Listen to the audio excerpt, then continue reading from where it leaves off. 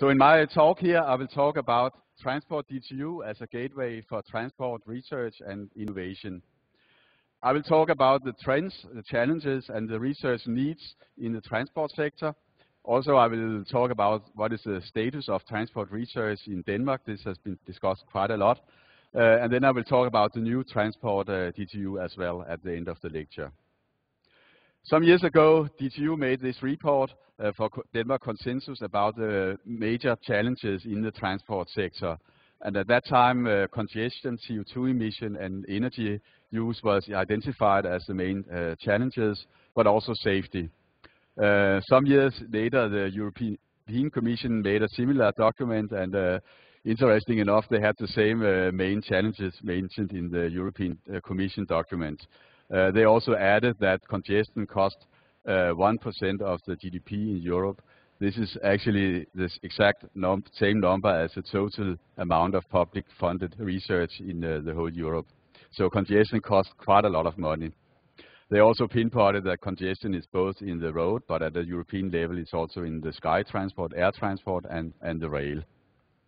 And regarding the CO2 emission, they also mentioned that oil becomes scarcer, so in the long term there's a need for a paradigm shift. I will talk about these three subjects in a row. The first is about congestion. Here we have one of our transport economic researchers, Professor Mogens Fosgerau, talking about congestion. I think at a congested road here. The congestion is a major challenge. It has been at the level of the Prime Minister in Denmark. As you remember, the Parliament rejected this toll ring in Copenhagen and mentioned that would be a good solution tomorrow. That good solution was the Congestion Commission, where DTU was present with 2 members, and we did a lot of analysis for the Congestion Commission. Some of that came out an estimate of the cost of congestion in Denmark. At the cost projected to the situation today is 10 billion Danish kroner a year, and that equal in the Copenhagen region 160,000 person hours that are wasted each day, and that equals also approximate what would be 22,000 full-time employees. On top of that, we have a bus congestion, or the cost of congestion to the bus transport, and then we have travel time variation. That is a hot research topic that we need to work more on how to evaluate what is the cost of travel time variability, that you don't know when you arrive for given transport. The Congestion Commission, they also forecasted the growth in congestion, and they forecasted that until 2025, the delay time would grow with 98% in the Copenhagen region. Then there was a lot of negotiations, and the conclusion was that with a very large investment plan of about 40 billion Danish kroner, that growth could be reduced to 68%. So even with massive investment in infrastructure, the congestion would still increase. And naturally, that would point that we should find other solutions as well as investing in infrastructure. I have one of my PhD students here looking worried when she lectures also about how to decouple economic growth and the growth of transport. When we look at why is transport increasing so much, there are several very strong factors about that. So one is the urbanization, that people are moving to towns, and the map here shows how with the red colors where people are moving to and the green colors where people are moving from. This is also one of our research themes at DTU, how to look at the impact of urbanization. Of course, that also gives challenges in the rural areas where the population becomes scarcer and scarcer. There's a change in lifestyles, there's in behavior mobility, there's a change in car ownership due to the recent tax change, and there's also change in the good transport concepts. Congestion is still news in the news. Last week there was a lot of discussion about congestion in the TV2 lorry, so it is continuously something that the population worry about. Beyond that, there are research issues concerning the future demand. The shared economy could influence the demand and the amount of transport quite dramatically. And also the automation of transport is a hot research theme that could change the way that we transport and the way that the transport sector is organized quite dramatically. all this leads to a large research need. And I have written here some of the core competence areas where DTU can contribute with research that can help modeling congestion, how to predict what happens when we change in the infrastructure system, if we use economic tools, regulation to change the system, and also the opportunity of new technologies and how to optimize the transport system. And you will see that all these subjects, they are represented in the pitch sessions later in today, but also in the different presentations, the centers, the projects that we are working on at DTU Transport. The other big subject I will talk about is the CO2 emissions. The transport sector is the only main sector in the national accounts where the CO2 emissions, they are increasing. Of course, that is related to the growth of transport. So the growth of transport is basically stronger than the technological development, and therefore we have an increase in the CO2 emission from the Danish transport sector. Still, Danes mainly use fossil fuels for transport, and in this figure here you can see that the diesel oil is increasing and the gasoline is slightly increasing, and then we also have fuel for airplanes. And the very, very tiny blue, dark blue dots in the top of the figure, that is alternative way of getting the energy, and that is mainly electricity, and that is not for electric cars, but that is the share that the electric train have in Denmark. So still today the electric cars, you can hardly measure that, the amount of transport yet. What can we do about the CO2 emissions? And this figure here shows that there are several ways that we can move at reducing the CO2 emissions. We can look at changing the amount of transport as such. We can move to more energy efficient way of transport, or we can reduce or change the CO2 intensity of the technology that we use for transport. And if we look at the transport demand, there's a lot we can change in the logistics, in how to locate activities, changing activity patterns, and also looking at how to change and improve the transport supply. And this is something we can change in relatively short term. We can also change the mode we are using, and that is quite more difficult. The way we drive and how efficient we drive. So we basically use the existing technologies, but in a more efficient way and in another composition.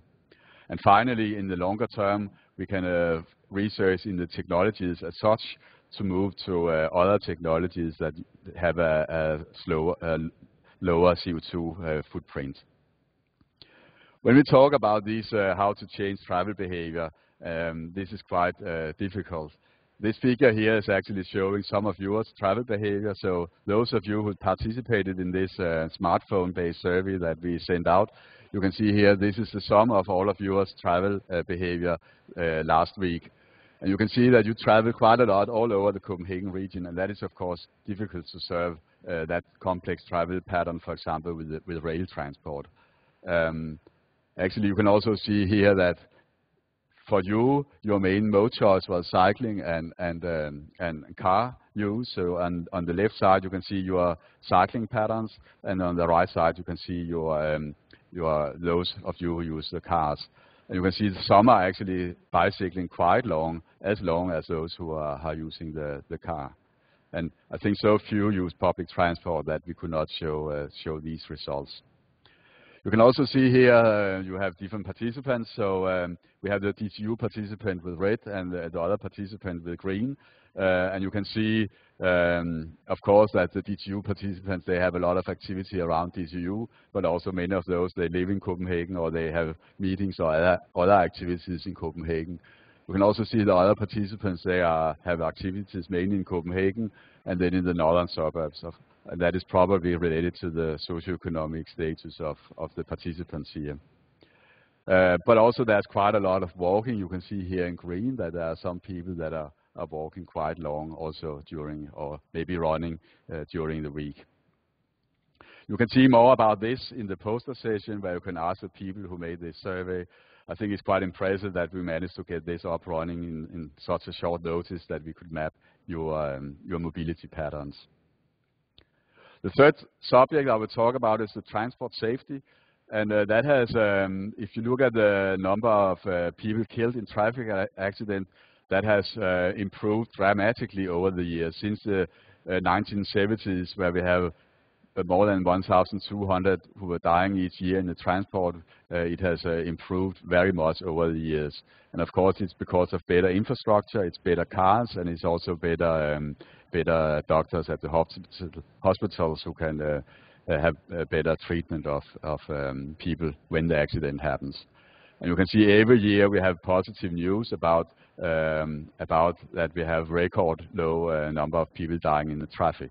Still, these 160 people dying every year is quite many people. Actually, from when you are very small, 4 months old, and until you are 18 months, is the most likely way of dying today in Denmark, so compared to other illnesses. So it's still a problem with accidents.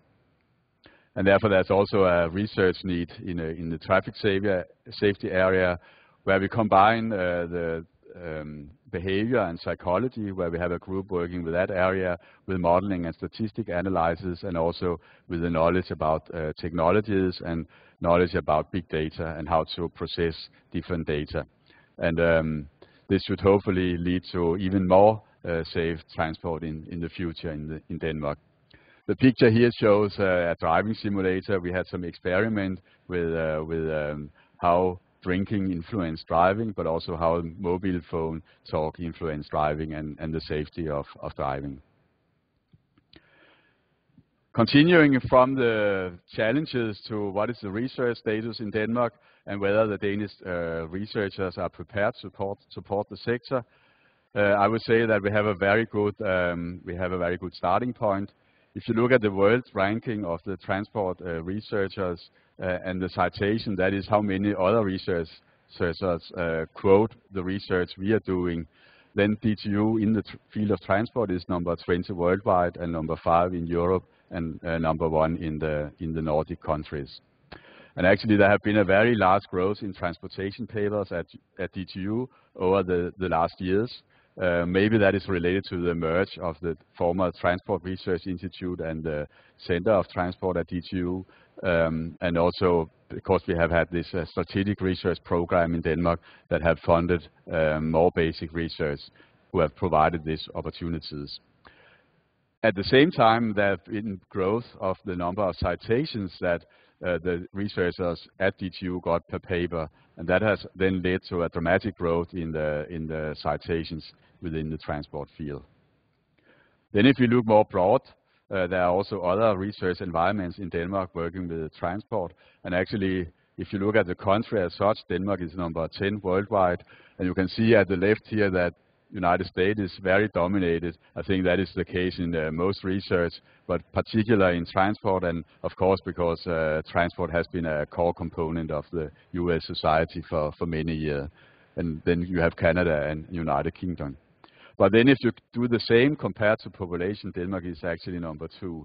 So compared to that we are a very small country, then we are doing very well in the transport research area. And then if you compare with the other top countries, they are also fairly small countries. This is Hong Kong, Singapore, the Netherlands, and Sweden, who perform best compared to the population size. And if you look at these countries, what characterizes them is that they have a very strong research performance, but they also have a very strong transport sector. And I think in Denmark we are particularly very strong in maritime transport and in the trucking and haulage contractor business. And you will also see that in the Maritime Center and in the presentation about freight later today. We have a strong transport infrastructure, and there are strong ties between research, innovation, public sector, and the private sector. And we hope with this new Transport DTU that these ties will be even stronger in DTU as they are today. We also have strong universities and cooperation between universities nationally and internationally.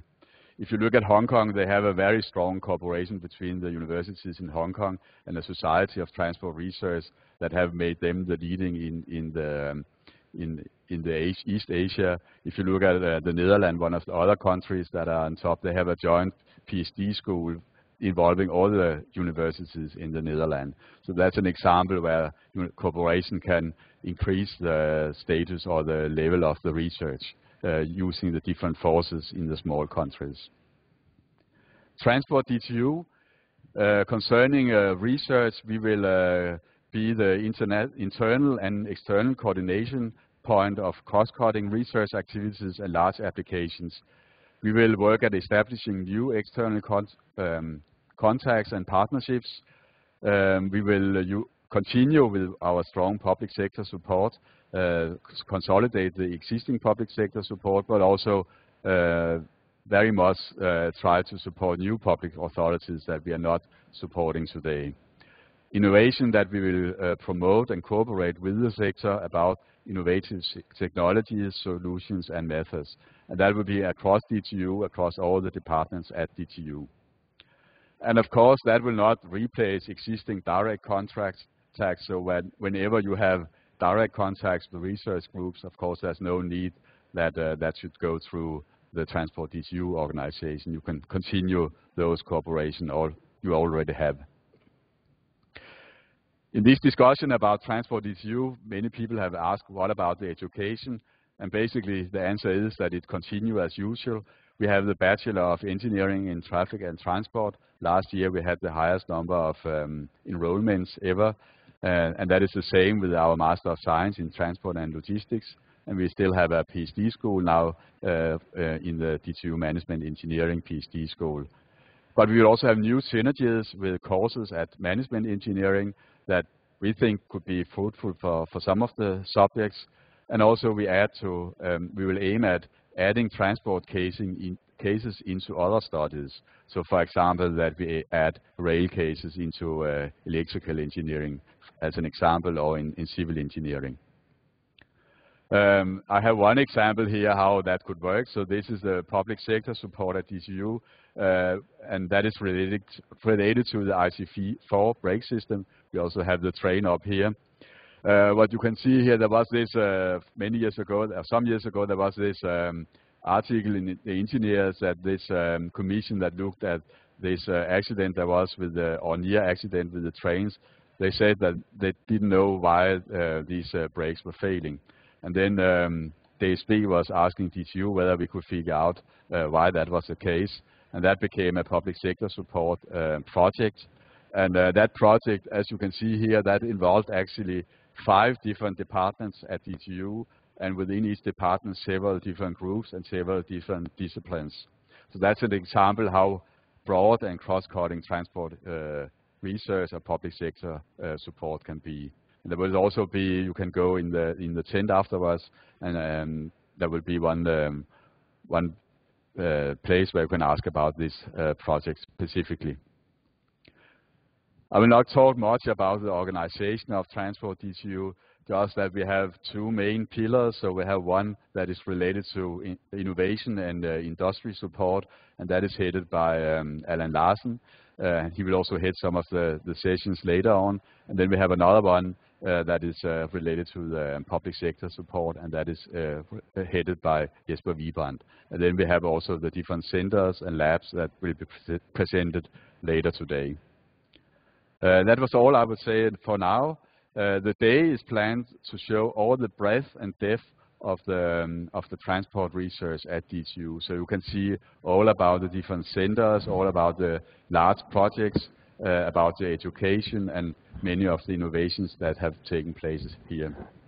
So with these words, I will also welcome you here to the new Transport DTU.